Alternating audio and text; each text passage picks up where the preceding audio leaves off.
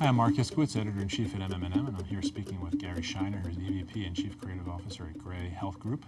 How are you seeing agencies and drug makers evolve their use of DTC creatively and through chosen media? If we're speaking specifically about DTC, I think it's in a really good place and only getting better and better. The trend that I'm starting to see is little by little, I'm seeing more classic marketers coming into the space on the client side, which is opening up the aperture, letting agencies push them a little bit further, and that's how the work gets better and better. You know, clients tend to research ideas to death than to life, and that's a historic problem in healthcare advertising. And if you came up on the R&D side, you know how much money pharma companies spend to get that molecule approved. The last thing they want to do when they hand it over to marketing is to sometimes take creative risks. That's right. And clients hire agencies to make their brand stand apart. And that inherently comes with some risk, doing things that are a little bit differently. And we go up against RC, whose job is to minimize risk.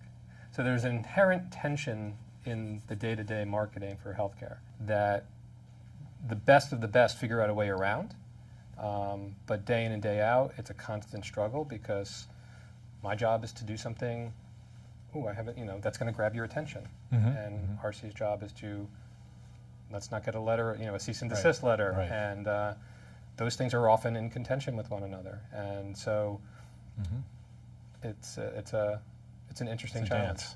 It's compromise, right? It's not it shouldn't be adversarial. It really should be, we're all in the business of making this brand successful. When is pharma going to pay more attention to the millennial demographic? I think they're already behind the curve. Millennials now don't look at pharma, at physicians, at the medical community as the know-all, end-all, be-all, right? They look at them as equals. When a millennial walks into a doctor's office, they've already done the research.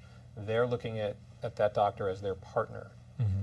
Where my parents' generation, anything that doctor said, they did. There was no questions asked. You asked me to take 10 pills a day, I'm taking 10 pills a day. A millennial's going to say, why? And so if a brand can start to engage in a consumer earlier on and start to build a trust, and that you care about my health and my wellness, not just the fact that I'm sick. If I understand that you truly value me as a human being and want to keep me healthy and then be there for me when I'm not, now I'm much more apt to listen, to trust, and that goes for both the physician as well as the brand. How are you engaging consumers today, given that it's important to entertain them in some cases first before you educate them? That is part of our job. It still has a role. It's a way to draw them in, see relevance, see themselves in the stories. So I definitely think entertainment, humor, storytelling, just in general, is getting better and better and richer and richer.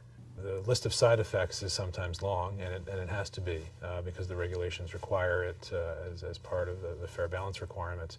There's been some studies of late that have shown that instead of scaring away patients, the side effects actually can increase confidence in the advertising, increase confidence in the effectiveness of the drug. On the flip side, Commissioner Gottlieb, the new commissioner at the FDA, said maybe shorter is better, and we're just going to focus on what are the really severe side effects. What should be a marketer's guiding principle these days when it comes to side effects? It's a tough balance. Transparency is paramount, but in a 60-second commercial, I just sit there and scratch my head and say, why? To me, the simpler way to do it is to tell your story, to create your brand message in whatever form it's going to take, and to say, this product comes with side effects that you need to know about, and drive them to the website where they can read them and spend the time that they need to understand them in far more detail than you can give in a 60-second commercial. The majority of the work in the industry is okay. It looks very familiar.